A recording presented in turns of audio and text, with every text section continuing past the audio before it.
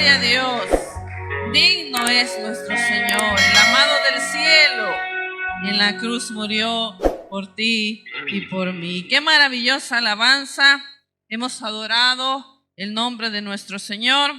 Y ahora, hermanos, vamos a ir a la palabra. Doy gracias al Señor por este privilegio. Y sea bienvenido a la casa del Señor, ya sea que esta sea su primera vez o sea, ya verdad, ya perdió la cuenta. Qué bendición perder la cuenta de cuántas veces hemos estado en la casa del Señor. Así que voy a invitarles, si usted quiere hacerlo sentado, Primera de Corintios, capítulo 13. Vamos a leer esos primeros 3 versículos.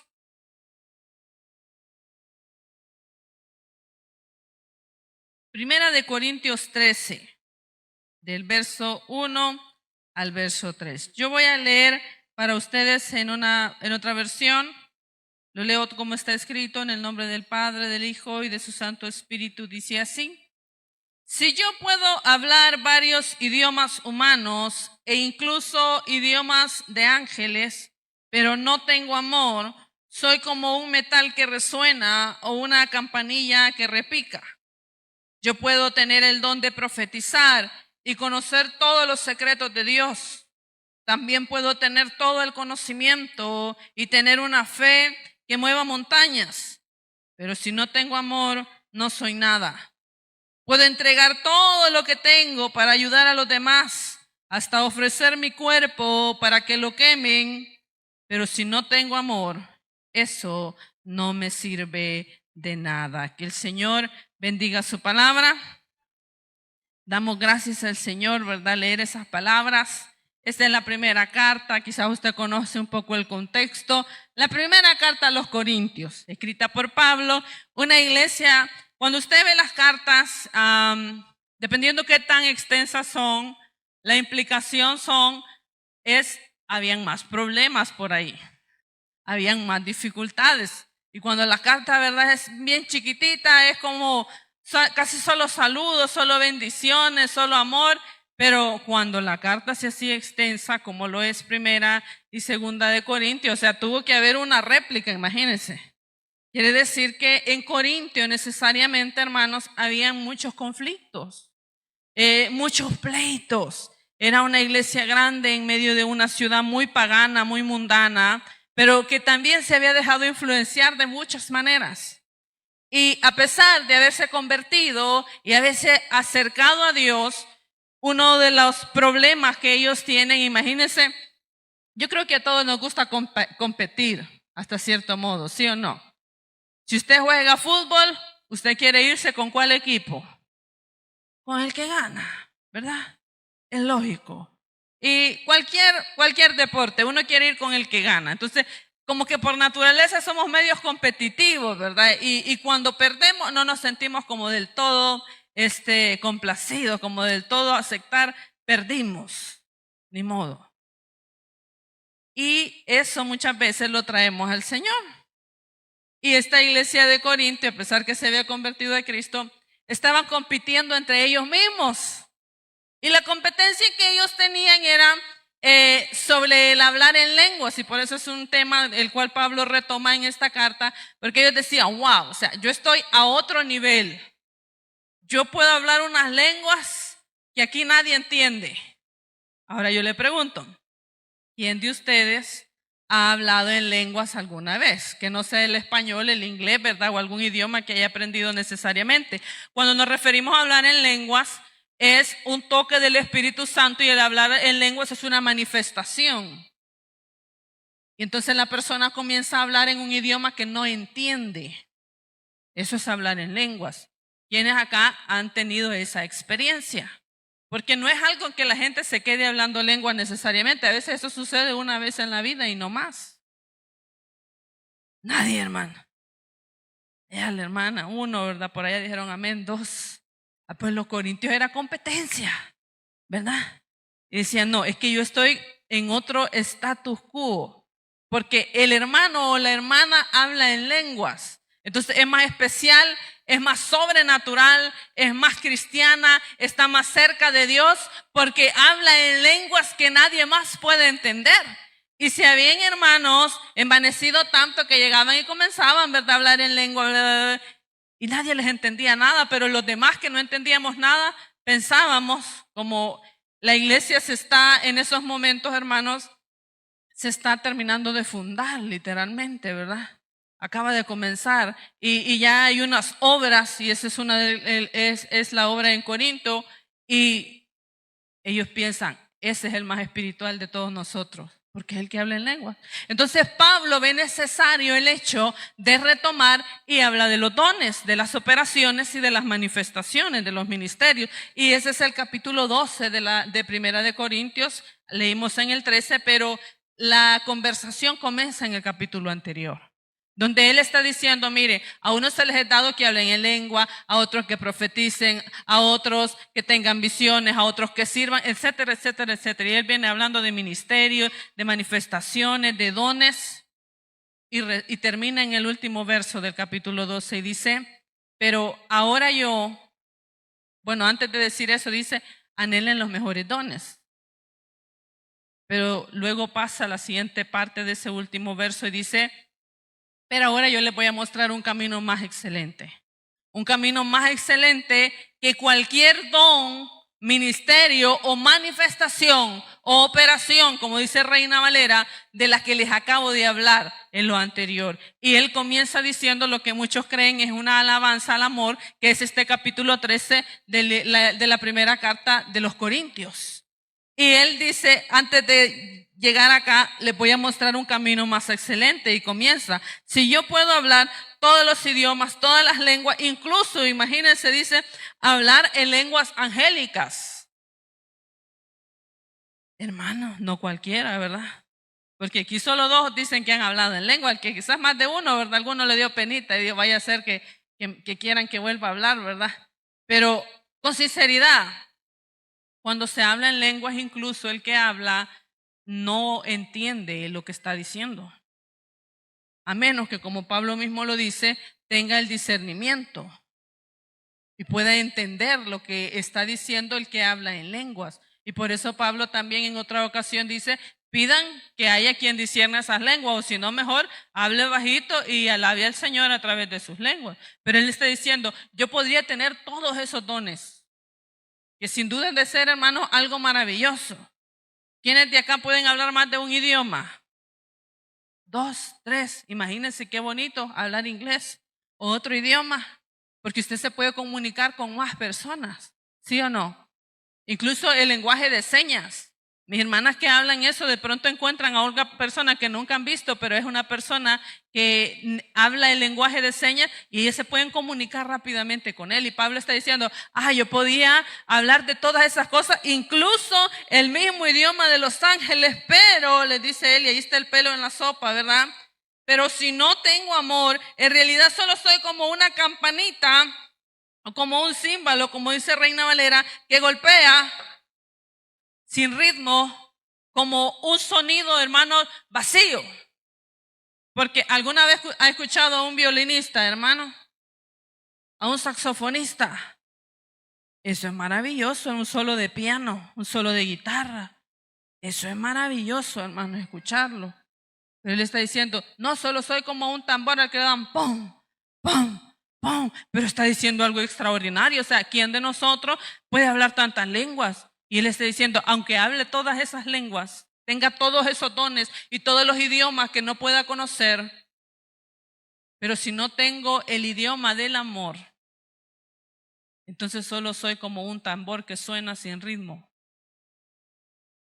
Y por eso dice, le voy a enseñar un camino más excelente. ¿Por qué? Porque es un camino que está por encima de los dones, que está por encima de los ministerios, y que todos nosotros, aunque digamos ahora, yo nunca he hablado en lenguas, y si usted quiere hablar en lengua, gloria a Dios, búsquelo, porque son los dones del Espíritu, pero todos podemos hablar el lenguaje del amor. Y todos podemos, como Pablo está tratando de introducir la idea en la mentalidad de los corintios, tener un camino más excelente, que es el de poder amar sobre todas las cosas. Y fíjese que todas las veces que habla de amor en este capítulo, Pablo está usando la clase de amor. Usted sabe que en el griego hay como varias clases de amor. Uno se trata de la pareja, uno de un amor erótico, otro de un amor de amistad filial. Pero este amor es especial porque el ágape está por encima de todos los demás amores. Y es el único amor que tiene la ética más grande, que es sacrificial y que está dispuesto a darlo todo por la otra persona. Y es el tipo de amor que Cristo tuvo por nosotros. Y esa misma palabra Pablo le está tomando para decirle, si no tengo ese amor y si no puedo amar de esa manera, no soy nada. Entonces, ¿cuál es el primer punto? Hábleme de qué dones podríamos tener como pueblo de Cristo. Pueden ser lenguas, pueden ser, hermanos, hacer milagros, pueden ser muchas cosas. Lea todo el capítulo anterior. Pero el lenguaje que todos deberíamos de estar dispuestos a hablar es el lenguaje del amor. Y ese lenguaje del amor no comienza porque puntualicemos. ¿Para qué son los dones, hermano? ¿Alguna vez lo ha pensado? ¿Por qué la gente habla en lenguas a veces? ¿Por qué la gente profetiza? ¿Por qué la gente tiene el don de hacer milagros o discernimiento de espíritu? ¿Para qué son los dones? Porque de ahí viene el meollo del asunto. No sé, no es jueves, ¿verdad? Pero si alguien, piénselo por lo menos, aunque no esté dispuesto a compartir lo que piensa. La palabra de Dios dice en el capítulo anterior que son para la edificación del cuerpo de Cristo. Y que don, que significa regalo, le ha sido dado a la iglesia como equipamiento para que la iglesia, hermanos, pueda trabajar en medio del mundo con una manifestación sobrenatural del Espíritu Santo. O sea que los dones vienen a ser de alguna manera un equipamiento sobrenatural para la iglesia de Cristo, para que se siga edificando a sí misma en la tierra y atraiga a otros a Cristo. Pero los dones fueron repartidos por el Espíritu como Él quiso a la iglesia. Y todos tenemos algún don, hermano. Alguna gracia, pues, porque significa lo mismo, gracia, el don. Alguna gracia tiene usted que no es solo su nombre necesariamente, ¿verdad? Entonces, el punto es, a la iglesia le fueron dados dones con un propósito. Pero eso de alguna manera los hizo envanecerse. La iglesia no debe de pensar en los dones como una competencia o como un nivel de espiritualidad, sino ser como Cristo. Porque Cristo, ¿cuál idioma habló nada más? El idioma que podían entender aquellos quienes les escuchaban. ¿Por qué? Porque lo que necesitaba era llegar a esas personas, ganar esos corazones, edificar esas vidas, salvar esas almas. Y por eso Él no habló. Y fíjese, y ahí necesariamente usted puede encontrar en su Biblia, en el capítulo 3 del Evangelio según San Juan, del verso 1 al verso 21, el encuentro de Jesús con Nicodemo. Nicodemo no está muy convencido de Jesús, pero tiene su creencia. O sea, tiene ciertas convicciones, pero no está del todo convencido. Así que viene de noche a Jesús para hablar con Él, para interrogarlo. No era como discutamos eso, no, Él básicamente lo está interrogando para llegar a una conclusión a partir de esa plática. Jesús comienza a hablarle, hermanos, cosas que ni siquiera les había dicho o se lo dijera a sus discípulos con quienes compartió más de 3 años de ministerio, pero se lo dijo a Nicodemo. Y Nicodemo, quien es en ese momento, hermano, no un maestro de la ley, sino un maestro de maestros. Él era una persona como que digamos el director de los maestros, o sea, el que estaba por encima de los eruditos de ese tiempo y de ese lugar. No entendía lo que Jesús le estaba diciendo. Y Jesús le dice, si yo te estoy hablando en tu idioma, en tus palabras. Y le sigue explicando. Ahora, Nicodemo está ahí porque no está convencido, pero Jesús, ¿qué está haciendo? Sigue hablando con él, le sigue explicando. No se impacienta, no dice, la verdad que vos estás aquí porque dudas de que yo sea el Cristo, porque ese es el punto ahí de la conversación, pero mejor andate. Es más, ¿por qué has venido a mí de noche a escondidas? porque tenés miedo de ser visto de los de tu nación, de los religiosos de tu pueblo, porque eso te causaría problema entre tu círculo religioso. Pero Jesús no hace eso. Jesús se sienta con Nicodemo no sé cuántas horas de la noche para explicarle punto por punto lo que Nicodemo debe de saber. Y esa conversación da como fruto que cuando Jesús muere, hermanos, en la cruz del Calvario, ¿quién lo fue a recoger y a pedir para enterrarlo? Nicodemo. Al principio no estaba convencido en el capítulo 3 de Juan, pero al final esa conversación dio su fruto. Pero porque hubo un hombre, porque Jesús mismo, y ese es el camino que Él quiere enseñarnos, un camino más excelente, estuvo dispuesto a sentarse uno a uno con esta persona para hacerle paciencia y explicarle, a pesar de que esa persona no creyera plenamente en Él. Y ese es el camino que la palabra de Dios quiere enseñarnos a nosotros. Un camino de amor al prójimo, que habla su mismo idioma y que se sienta con él a explicar lo que haya que explicar. Ahora, es fácil, hermanos, hacerle creer a una persona en un círculo que somos otra clase de persona, pero en nuestra casa es lo que realmente somos, ¿sí o no? El lenguaje del amor comienza en la casa, porque yo no quiero comenzar con la iglesia, debe de comenzar en la casa.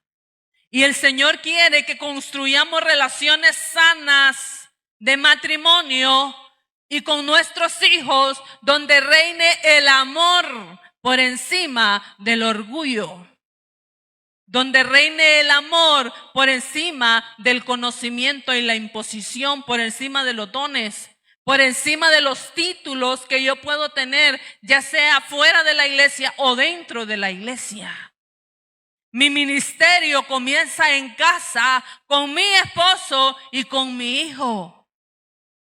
Aunque no digan amén, así es. Y Dios quiere invitarnos ahora a tener un camino más excelente para que ese amor del que tanto hablamos y predicamos sea el amor que vivimos en la casa. Y comencemos a ser hombres y mujeres amorosos con nuestros cónyuges, pacientes, capaces de esperarnos, capaces de mirarnos, de escucharnos y de explicarnos las cosas. Hermano, ¿no le pasó a usted cuando es novio? Ni habla, solo suspira, ¿verdad? Ay, vi un cipote yo el domingo fue. Hermano, así mismo, no le voy a decir quién era, pero por allá de andar. No fue domingo, fue jueves. Y mire, se dio una gran sonrisa cuando escuchó un mensaje. Ay, papito, le dije yo, como tengo confianza, vos ya andás en la plena malicia, le digo, y andas enamorado. No, me dice, ¿por qué? Dice, ay, consolas tu risa que te echaste para escuchar ese mensaje. Qué deleite más grande se le vio en la cara de cipote. Y ustedes no me van a hacer mentir, que todos hemos pasado por ahí. Pero ya después nos volvemos todos amargos para hablarnos los unos a nosotros. No nos queremos repetir las cosas. De novio, tal cosa, amor. Pero después, ya te dije, que estás sorda. Pero aquí venimos a servir al Señor. Pero así nos tratamos en la casa. Y ese no es un camino excelente. Porque no podemos, hermanos, servir y tener tantos dones y ser tan amargos los unos con los otros en la casa donde vivimos. Hermano, si para robarle la paciencia hasta a la criatura, ¿verdad? Así de volada por cualquier cosa, le roba la paciencia a uno. Pero yo tengo que enseñarle al que esté en la casa primero el amor. Mire, yo estaba terminando de leer, ¿verdad? Y pensando en la reflexión, ahí algo estresada, ¿verdad? Porque Maika me pregunta y me pregunta y me pregunta cosas. Y lo mismo me pregunta. Es la edad en la que él estaba. Y se me quedaba viendo. Y yo en un momento pensé, bueno, ¿y por qué me enojo si para este niño yo soy su mundo? soy la única persona que está casi todo el tiempo más cerca de él. Ahí está su papá, ahí están sus abuelos, sus tíos, pero la que está más cerca por razones de que lo estoy criando y que soy la mamá, soy yo. Y se me quedó viendo y me dijo, mami, hablemos, me dijo. Y yo me quedé, vaya, ¿y de qué quieres hablarle? Pero quizás fue como algo que se le vino, ¿verdad? De hablemos, como quizás escuchó a alguien decirle a alguien más eso. Hermano, tenemos que amar en casa. ¿Saben que hay 3 necesidades que todos tenemos y que en la niñez forman nuestra personalidad? Es amor, seguridad y reconocimiento. Su esposa, su esposo y sus hijos deben de recibir de usted amor, seguridad y reconocimiento. Amor, o sea, por todas las cosas, eres mi hijo, eres mi esposo, eres la persona más importante de mi vida. Reconocimiento, eres importante para mí, eres inteligente, eres capaz, puedes hacerlo, lo vas a lograr, vuélvelo a intentar. Cuando mi hijo me dice a veces, no mamá, es que no puedo, 3 años tiene. Y le digo yo, vuelve a intentarlo, intenta de forma diferente. Sé un poco más paciente, espera, fíjate cómo lo hago. Pero si yo salgo igual o peor que él, es que este cipote dundo, que no te fijas. Si ya te expliqué un montón de veces. Entonces nuestros hijos se van criando, hermano, y eso es lo que les vamos enseñando. Y ese es el lenguaje que ellos aprenden. Y cuando están fuera de casa y por fin alguien les dice, ay, yo te voy a amar toda mi vida. Ay, yo te voy a cuidar toda mi vida. Como en la casa nunca le dijeron eso. Solo de disciplina le hablaron. Si te corren, si te ponen en falta, si esto, si lo otro, esto otro. Siempre hablamos castigo, siempre hablamos consecuencias. ¿Por qué no hablamos reconocimiento? ¿Por qué no le decimos a nuestros hijos, si algo pasa, puedes venir a mí? Dice que una de las cosas más maravillosas que meditaba yo del hijo pródigo es que al fin y al cabo él estaba seguro de que podía volver a casa. Y eso venía del reconocimiento de saber qué clase de padre él tenía. O sea que de una u otra manera, consciente o inconscientemente, su padre le hizo saber que siempre sería su hijo y siempre podría volver a casa. Y esas cosas a veces nosotros lo vemos en gente que no son cristianas. ¿Cuánto más nosotros que hablamos del amor de Dios? Nuestros hijos se equivocaron.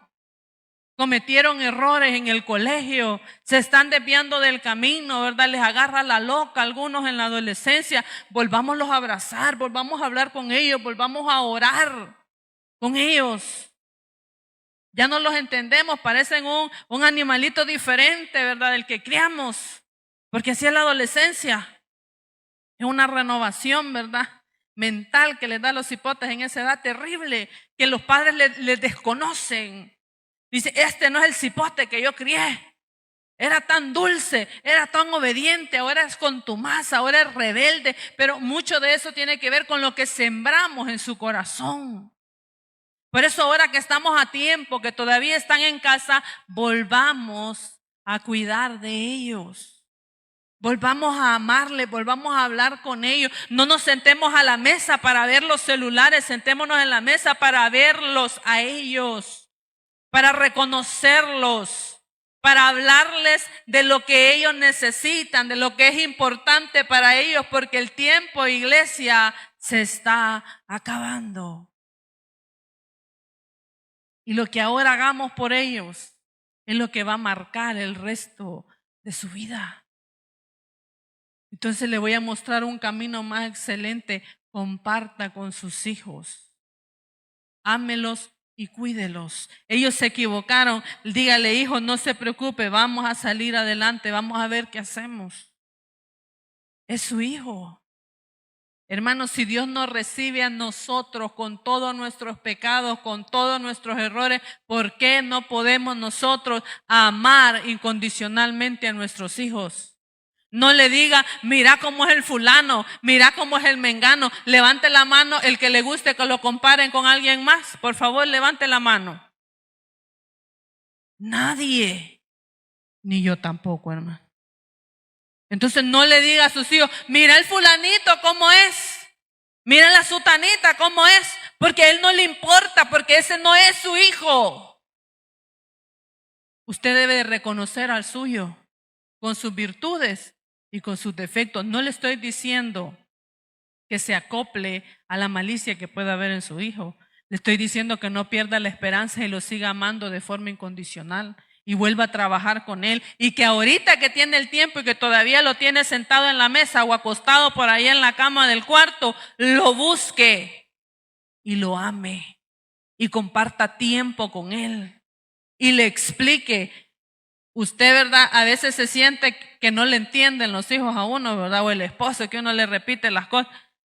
Y lo mismo le pasó a Nicodemo, hermano. No entendí. ¿Y Jesús qué hacía?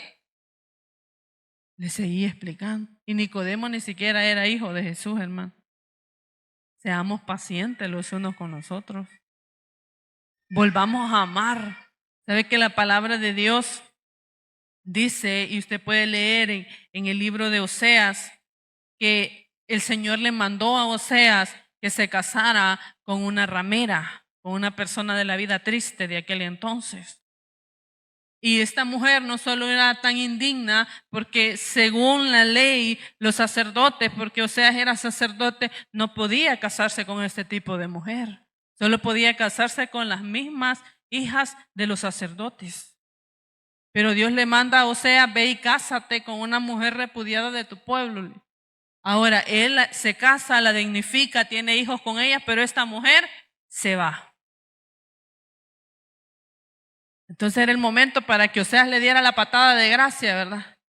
Y dijera, es una mujer indigna, ramera, no vale la pena, ¿verdad? Y entonces Dios viene y le dice, Oseas, ve, tráela, ámala de nuevo. Y el amor se está acabando en los hogares, ¿sabe por qué? Porque queremos que se nos inyecte el amor en el corazón. No, el amor es una decisión que usted toma cada día. Los que ya nos casamos enamorados, ¿sí o no? Pero ¿verdad que ese no era el verdadero amor? El verdadero amor es el que se comparte como esposo. Cuando conoces a la otra persona con sus virtudes y con sus defectos, con sus mañas, con sus cosas buenas y con sus cosas malas, y decidís seguir ahí. Y decidís una vez más servirlo, cuidarlo, ser paciente. Ese es el verdadero amor. No es un amor que te va a caer de la cabeza del cielo. Es un amor y por eso Dios le dice, o sea, ve, ama de nuevo. Le está dando una orden de volver a amar.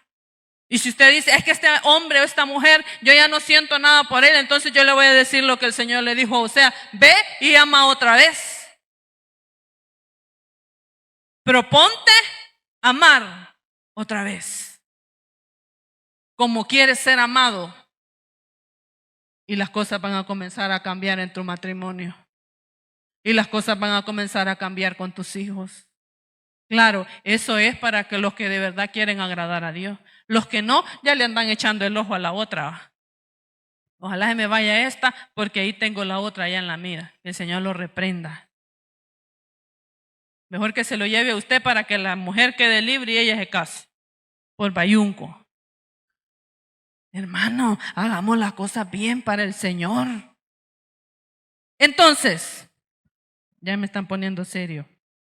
La palabra dice, yo podía ver todos esos lenguajes, pero si no tengo amor no soy nada. Y luego dice, hermanos, podía hablar, dice, también puedo tener todo el conocimiento. Bueno, dice, yo puedo tener el don de profetizar y conocer todos los secretos de Dios. También puedo tener todo el conocimiento y tener una fe que mueva montañas, pero si no tengo amor, no soy nada. Ni toda la profecía, ni toda la ciencia, ni todo el conocimiento, ni toda la fe, está diciendo Pablo, son tan excelentes como el amor. téngala. Hermano, qué bonito es que diga ese o esa sí sabe, ¿verdad? O de pronto una hermana, un hermano que, hermano, y yo moví la mano del Señor y me puse en ayuno de oración y recibí lo que estaba pidiendo. Es impresionante. Para mí es impresionante. O de pronto que alguien comience a hablar, hermanos, de parte del Señor en profecía y al siguiente día se está cumpliendo todo. Eso es impresionante. Eso hace que la gente se convierta. Busque a Dios, ¿sí o no? Pero Pablo está diciendo, pero el amor está por sobre todas esas cosas. Usted quizás no podrá hacer milagros. Usted quizás no es profeta. Usted quizás, hermano, no sabe mucho. Pero sí puede amar de forma incondicional. Porque dice, puedo tener todo eso, pero si no tengo esto, si no tengo amor, no soy nada. Como dijo, ¿verdad? Por ahí, no somos nada, ¿verdad? No somos nada. Y así es, hermano. Fíjese que todo esto que Pablo está hablando, de alguna manera, tiene su cumplimiento una y otra vez, obviamente, en Jesús. Y en el capítulo 21 del Evangelio de San Juan, vemos, hermanos, antes de llegar a ese punto de la historia, la palabra de Dios dice que Jesús les dijo, estuvo con sus discípulos, les advirtió, le dijo a Pedro, Satanás te ha pedido para zarandearte, ¿verdad? Pero le dice, pero una vez vuelto tú, o sea, ya cuando todo eso haya pasado, porque va a pasar. Entonces, ve otra vez, cuando nos tengamos que reunir, ven con tus hermanos. Pero Pedro no fue. Pero Pedro, hermanos, se sintió desaprobado. Y yo creo que todos nos hemos sentido así alguna vez en la vida. Que no cumplimos con los requerimientos. Recuerdo una vez que mi papá llegó y nos dijo, ahorita todos me tienen decepcionados, dijo. Mire, mejor nos hubiera penqueado a todos, hermano. Pero como nos dijo que lo teníamos decepcionado, mire, como que le metieran un aguijón en el corazón a uno. Mire, yo sentí una tristeza tan grande. Decepcioné a mi papá, hermano. Y así y peor se sentía Pedro, porque él sabía que había decepcionado a su maestro. Se sentía, hermanos, inapropiado, reprobado por los estándares. Y dice que entonces estaba ahí con otros discípulos, con mismos discípulos que anduvieron con Jesús. No recuerdo cuántos eran, lea el capítulo 21, todo el capítulo 21 del Evangelio de Juan. Dice que Pedro le dice, ir a pescar. Y los otros le dijeron, vamos contigo. Ni los estaba invitando. Pero tanta era la decepción de todo, ¿verdad? Que dicen, vamos contigo también. O sea, hagamos algo que hacer, ¿no? Dice que se fueron a pescar, no pescaron nada. De pronto Jesús está en la orilla y le dice, hey muchachos, ¿pescaron algo? Y ellos dicen, no. Entonces tira por allá la red y la red ya no pudieron literalmente subirla a la barca porque se llenó de peces. Entonces cuando eso sucedió, Juan le dice, que es el que escribe, el discípulo amado, Pedro le dice, es Jesús.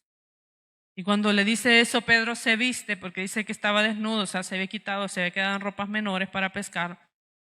Se puso lo que pudo y se tiró al agua, porque no quería llegar con los discípulos a la orilla del mar. Él quería llegar antes, no solo porque sabía que estaba reprobado, sino, hermanos, porque si Jesús lo mandaba de regreso y le decía, vos no, Pedro, así como mi hijo, ¿verdad? De pronto ahorita dice, vos no, le dice a uno. O sea, no estás aprobado para hacer lo que él quiere hacer. Pedro quería llegar antes, dice la palabra que cuando llegaron Jesús ya tenía algunos pescaditos, les pidió más, tenía miel, les dio de comer y luego se quedó con Pedro. Y ese relato tan bonito donde le pregunta a Pedro, ¿tú me amas? Dice que no le preguntó, Pedro, ¿estás arrepentido? Pedro, ¿ya viste que te dije? Pedro, ¿por qué lo hiciste, Pedro, verdad? No, solo le preguntó, Pedro, ¿me amas? Es que lo importante aquí, y es el mensaje que Dios quiere traer al corazón de Pedro, es que si todavía me amas, todavía hay mucho que hacer por la obra del Señor. Solo eso necesitas, amarme. Y él le pregunta una, dos y la tercera, Pedro se decepciona un poco, le dice, Señor, tú sabes todas las cosas, tú sabes que te amo. Entonces le dice, ve y apacienta mis ovejas. Hay mucho que hacer todavía en la obra del Señor. Entonces, Él está ahí. El Señor podía profetizarle, el Señor podía enseñarle toda la ciencia que necesitaba, pero lo que Pedro necesitaba es ser amado y aceptado por su maestro. Y esa sola acción le cambió la vida a Pedro. Si Pedro no se hubiera encontrado una vez más con Jesús, no conoceríamos el final de su historia. Pero Pedro entonces se alentó, se cambió y se volvió, hermano, en el apóstol Pedro.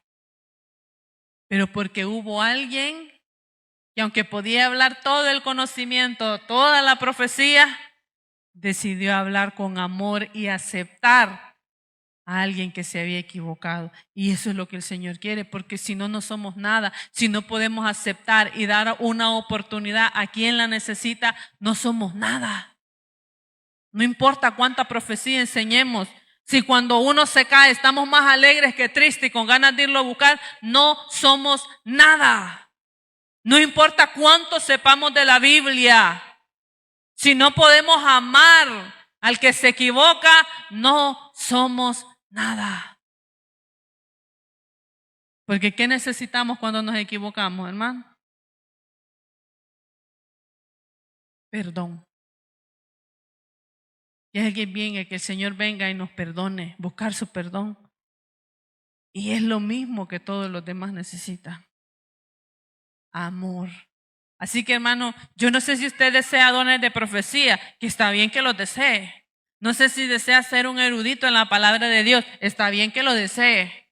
No sé si desea una fe capaz de hacer maravillas, de mover los montes al corazón de la mar. Qué bueno que lo desee. Pero lo que más Dios desea de usted es que hable el lenguaje del amor, porque entonces usted es mucho para el reino de Dios, aunque no profetice. Les voy a mostrar un camino más excelente. Y el tercero de que Pablo habla, el tercer ejemplo que él pone, dice: puedo entregar todo lo que tengo para ayudar a los demás, hasta ofrecer mi cuerpo para que lo quemen, pero si no tengo amor, eso no me sirve de nada. Y fíjese que en este punto del versículo 3 es bastante interesante, porque para traducirlo hay por ahí un debate, porque al parecer Pablo está tratando de retomar la idea de el sacrificio de Cristo, aunque algunos dicen que no, porque pareciera entonces como que está raro lo que está diciendo, pero es que el punto es, y él dice, yo podría entregar mi cuerpo para ser sacrificado, que es lo que Cristo hizo, ¿sí o no? Porque él dijo en medio de la celebración de la Pascua, partió el pan, se lo dio a los discípulos, le dijo: tomen, este es mi cuerpo que por vosotros es sacrificado. ¿Sí o no? Y Pablo está tomando esas palabras. Pero el punto aquí no es que se está sacrificando por amor, a diferencia de Cristo, sino que aquí el punto es para ser reconocido de las personas. Así como hacían los fariseos, que ellos se hacían pasar como que estaban mal, ni se lavaban la cara, dijo Jesús, porque estaban en ayuno. Para que cuando la gente pasara, ay, qué bárbaro, qué espiritual, mira cómo está demacrado, hasta pálido está, porque está en ayuno. Y por eso Jesús dijo: no, ustedes cuando ayunen, lávense la cara, que nadie sepa. Porque ustedes están buscando de Dios. El único que necesita saber es Dios que lo están buscando. No sean hipócritas. No estén buscando que la gente los mire. Lo que necesitan es que Dios los mire. Y Pablo está retomando esa idea. Dice: yo podría dar todo y sacrificarlo. Y sabe que hay muchas personas, hermanos, que hacen mucha obra social. Donan millones, miles de dinero, tiempo, trabajo, esfuerzo y muchas cosas. Pero ellos quieren salir en la portada. Ellos quieren ser reconocidos de la gente. Porque dijimos que una de las necesidades del ser humano es reconocimiento. Pero eso lo usa Satanás de forma arbitraria, cuando nosotros, hermanos, dejamos que el orgullo reine en nuestro corazón. Porque el orgullo nos envanece. Y dice: yo podría entregarlo todo. Y me dio risa, hermanos, hace poco. No sé si usted conoce una mujer por ahí, ¿verdad? Del mundo, bien reconocida, que se llama Jennifer López. No la estoy mandando a que lo busque, hermano. El punto es que ella llegó como a una actividad muy especial de alcurnia, ¿verdad? Que habían unos sus sentaderos por ahí. Y ella no preguntó, hermanos, el protocolo ni nada. Ella fue y se sentó adelante. Y vinieron con penita a hablarle en la orejita, a decirle, mírenme, muévase de ahí que esos asientos no son para usted. Pero ella pensó, bueno, soy Jennifer López, ¿dónde más me podrían sentar si soy tan importante? En la primera fila. Ni preguntó. Y así nos sentimos nosotros a veces, demasiado importantes para hacer cosas muy pequeñas y para amar más. Demasiado importante para ser el que sirve. Y entonces Jesús, dice la palabra, antes de ser sacrificado en el Evangelio de Juan, y fíjese que todos los relatos que hemos tomado son el Evangelio de Juan, porque algunos dicen que Juan es el Evangelio del amor. En el capítulo 13 del verso 1 al verso 20, encontramos la historia donde Jesús lava los pies de sus discípulos. Dice, cuando ya iba a llegar su tiempo, ya se le estaba acabando, sabía que iba a ser sacrificado, que iba a padecer, tomó toalla, guacalito para que le entiendan, el salvadoreño, ¿verdad? Y jaboncito, y comenzó a lavar los pies de sus discípulos.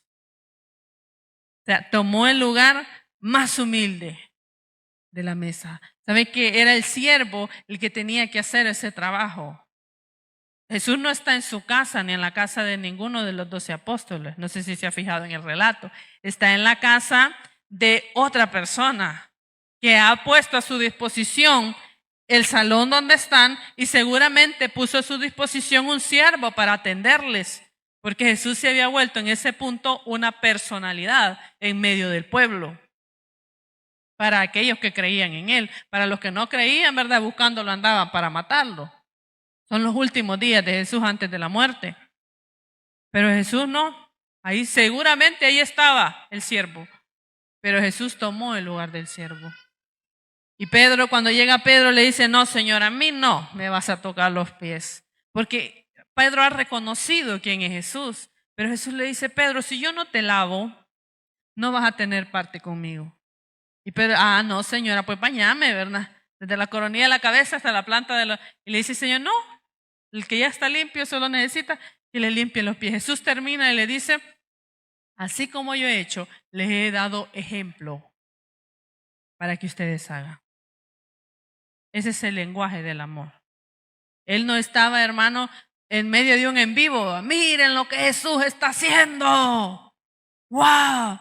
No, estaba en el silencio de una habitación con sus 12 discípulos más íntimos, lavándole los pies. Hermano, y si ahorita nos pusiéramos a lavar los pies, ¿quién agarra valor de lavarnos los pies? Porque nos vemos bien limpitos, ¿verdad? Pero ya sudamos un montón, hermano. Y yo le apuesto que algunos de esos pies huelen feo. Y algunos andan calcetines rotos. Y con suerte tienen hongo, hermanos, y eso apesta. Más los que han estado todo el día con los mismos zapatos, peligroso. Pero en tiempos de Jesús era peor, hermano. Porque no habían calles, existían las calzadas romanas, ¿verdad? Pero la mayoría de las calles era tierra y polvo. Insectos, estiércol de animales por los caminos donde transitaban los animales. Y ahí pasaban ellos con su chancla, ¿verdad? Y por eso siempre, antes de la cena, como costumbre, no solo por purificación, se tenían que lavar todos los pies porque los pies estaban suficientemente cerca del vecino, no solo para que los viera, sino para que los oliera. Entonces no era solo cortesía, era higiene, lavar los pies de las personas para estar en la mesa. Y Jesús dice, yo lo hice por ustedes, ustedes deben hacerlo por los demás. Y ese es el lenguaje más excelente. Poder servir al otro, sin importar los títulos, los nombramientos, los dones y los ministerios. Poder servir al otro, hermano, desde la humildad de los pies. O sea, desde la posición más pequeña de la casa, que era la posición del siervo. Ese es el amor ágape. Y Pablo está diciendo, si no puedo amar así, yo no sirvo de nada, porque la implicación del último verso es, aunque tenga todo eso, todo el sacrificio y toda la entrega, no serviría de nada. O podríamos decir también, no sirve de nada, dice, o podríamos decir, no sirvo de nada.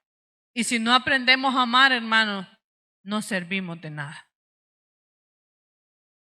No sirve que seamos un asiento más en la iglesia si no somos capaces de servirnos los unos a los otros.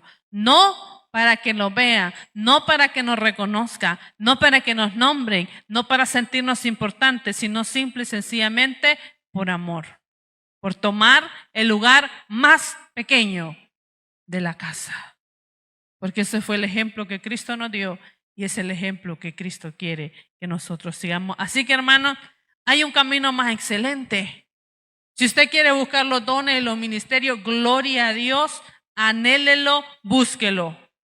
Pero lo que todos sí debemos de tener es amor, esa clase de amor. No solo, hermanos, en la iglesia, sino primeramente en la casa. Debemos de ser capaces de sacrificarnos por el esposo, por la esposa, por los hijos. Ahora hay una temática de, en la casa, ¿verdad? Cada quien por su cuenta. No. Eso no es lo que Cristo nos ha enseñado. Cristo nos ha enseñado a servirnos los unos a los otros y eso comienza en la casa. El esposo no debe de estar esperando que la esposa le sirva todo. Debe de aprender a servir también en la casa. Y la esposa también debe de aprender a servir a su esposo en la casa y a servir a sus hijos y a amarlos, hermanos, porque servir, y es lo que Cristo nos está enseñando, es una forma de amar también. Así que, hermano, este es el camino más excelente que puedo enseñarle. Más importante que los dones, más importante que los ministerios es el amor que debe de reinar en nuestros corazones. Que el Señor les bendiga. Sigamos adelante. Lea todo el capítulo 13 despacio, cómaselo, devóreselo, ¿verdad? Una y otra vez y saque toda esa riqueza. Y la primera implicación que quiero que busque es la implicación familiar. Y luego váyase al ministerio y luego váyase al trabajo, pero primero comience en la casa, porque el Señor quiere hablarnos mucho de la casa, del hogar. Hermanos, es un privilegio compartir la palabra del Señor. No sé, póngase sobre sus pies, hermanos, hagamos una oración. Digámosle, Señor, yo no quizás ni lenguas he hablado, solo cuando se me traba la lengua, ¿verdad? Pero eso no es hablar en lenguas, pero es lo más parecido tal vez que hemos estado de hablar en lenguas. Pero sí quiero hablar ese lenguaje que tú hablaste con toda la gente, ese lenguaje del amor. Ese camino más excelente es el que Cristo siguió y es el que quiere que cada uno de nosotros estemos dispuestos a seguir por amor a Él. Señor, te damos gracias esta hermosa tarde. Gracias por tu palabra, por el privilegio de compartirla, de escucharla, Señor, porque nos exhorta, nos hace entender la necesidad de ser mejores, de buscar, de amar más, Señor, de trabajar más de forma, Padre, que pueda notarse en nosotros, no solo en la iglesia, sino primeramente en la casa, el amor de Dios. Permite que cada uno de nosotros, más allá de los anhelos ministeriales, Señor, de dones, de manifestaciones, de operaciones del Espíritu Santo que debemos de anhelar en nuestro corazón, sigamos este camino más excelente que el apóstol nos está señalando, Señor, esta tarde. Bendice a tu pueblo con amor, para que los hogares, los matrimonios funcionen mejor, para que la esposa y el esposo amen de nuevo, amen más, de forma sacrificial, de forma, Señor, paciente, de forma armoniosa, Señor. Que ese amor sea vivificado en el corazón de los esposos,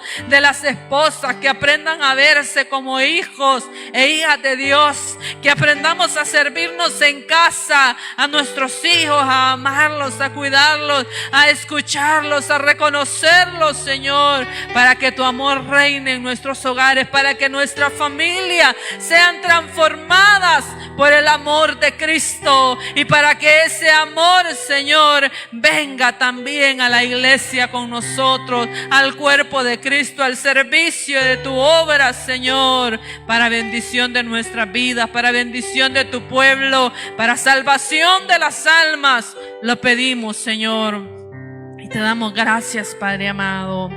Amén y amén. Gloria a Dios. Aleluya. Voy a dar algunos anuncios, hermanos. El primero es que mañana tenemos nuestra reunión de líderes a las 6 p.m. Todos los líderes se reúnen acá para ponerse de acuerdo, ¿verdad? Tener esa reunión. Y el culto virtual.